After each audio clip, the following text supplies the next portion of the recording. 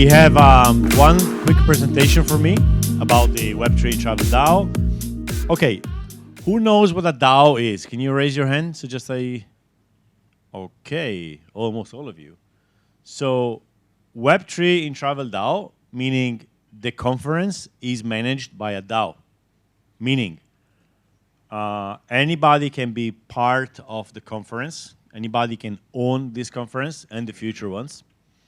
And I'm going to tell you how we're trying to do that. Every time you hear the word DAO, think about experimental. It's really early too in DAOs. Nobody really knows how to do a DAO. Different use cases require different DAOs, et cetera, right? Trips community, which I founded in 2017, is a DAO itself. So we as a group have certain experience. We know how to manage treasuries. We know how to manage governance and voting, etc. We know where the strengths of DAOs and the weaknesses of DAOs, etc. So I won't tell you everything about this now, but I just want, quickly tell you how we try to organize that. So first of all, why? Well, we could have done the Web3 in Travel conference like something like a company does to maximize paperclips or profits. So let's make money out of conferences. We don't do that because, well, I personally don't find it interesting. I find much more interesting doing a DAO because I can learn things and maybe we can even create something which is, is for the long term. Again, DAO means a decentralized company if you want. So it's harder, it's expensive, it's difficult. Well, what was that? Slow, hard, and expensive. How do we do that? So from the moment we decided to do this conference in Barcelona to today, we worked on it, right? And the work was done mostly in a Telegram group and in weekly calls. Anybody could join. Anybody could just get in and start helping. That's what happened. There are people today in this room and there are people at home who helped organizing this DAO. What did they get for? They got pictures. Not money, pictures. They got NFTs, right? And NFTs represent your ownership of the DAO. So if you have one of those NFTs, you can vote in governance, meaning, for instance, where is the next one going to be? So who's going to decide where the next conference is going to be? People with NFTs, because they helped, right? So owning the NFT means that you have a wallet. That wallet has a public address which owns the picture. Now, the picture is just like a cover of a book. It's not that important, right? And it means you own a private key, and you can prove that you actually own this specific picture. So it gives you like complete, verified ownership of a little piece of the DAO. Suppose that the DAO has 100 NFTs, and you got 5 of them, you got 5% of the DAO. And of the profits, if there are profits, okay? So to go back to the profits from Maxim, it's not that profits is a bad thing in itself, okay? Because I, as a person, if I work, I want to get a bit of money out of it, maybe more than the money and time I put into it. And this is fine. Profit becomes a bit a problem in the sense Maxim explained when it's the end goal of a soulless organization, like a big corporation whose only aim is to make money, where the people are just a mean to that end, right? Very efficient way to organize people around an idea. I mean, we live in the era of corporations. At the same time, some dark patterns, which we are experiencing now, climate change and stuff. DAOs are okay with profit. The only thing is that the profit doesn't go first to a central account, and then somebody decides how to share it. The profit goes straight to everybody directly, automatically, programmatically, verifiably. So it happens transparently, right? So let's say if this conference makes, I don't know, €1,000 profit and there's 10 NFTs owners, €100 each automatically, okay?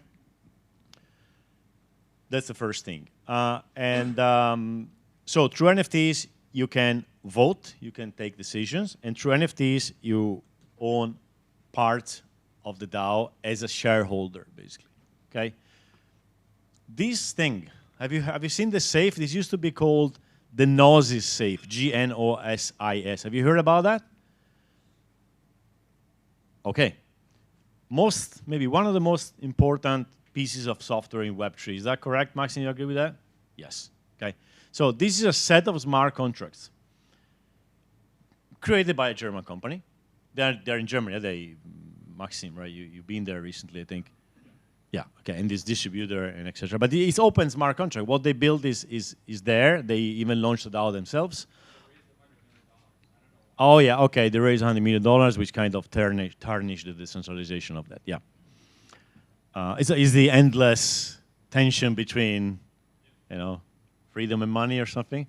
So anyway, the contracts are permissionless. They allow you to manage money in a collective way. Let me give you a very quick example.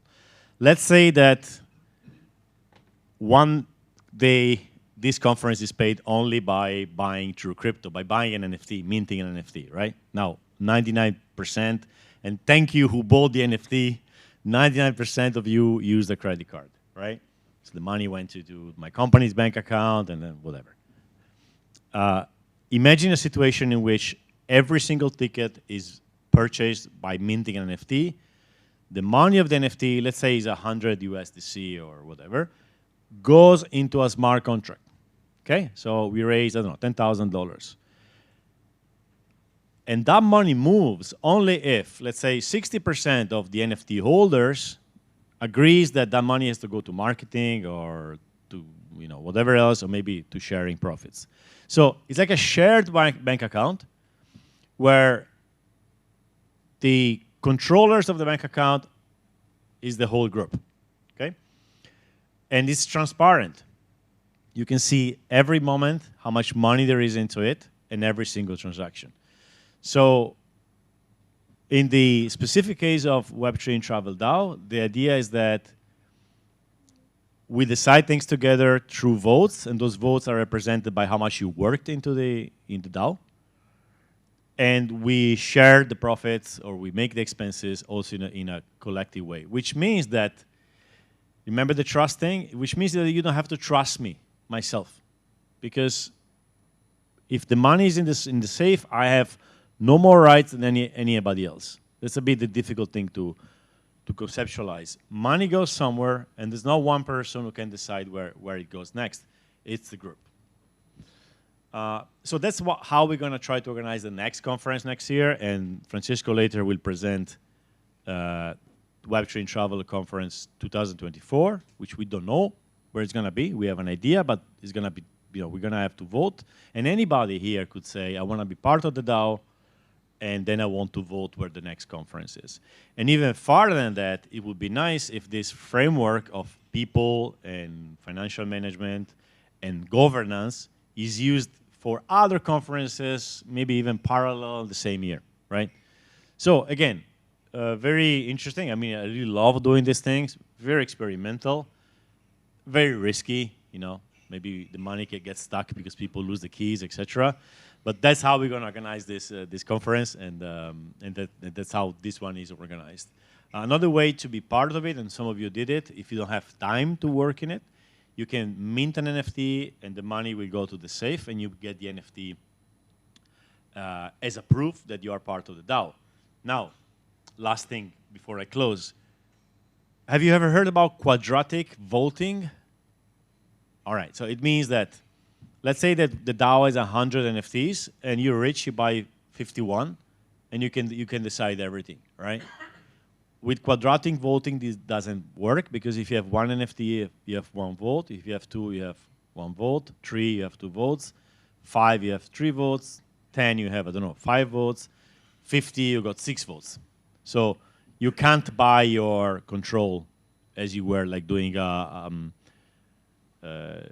buying the majority of the shares in a company. This cannot happen with a quadratic voting. So people can decide not to put time but money in the next conference, but nobody can actually control it at this level completely just by putting money on the table, right? And that would be risky, because if I have money to buy 51% of the votes, and so 51% of the shares, meaning NFTs, and then I have 51% of votes, the next thing I can do is to get all the money from the safe and run away, right? So that's how it's gonna work.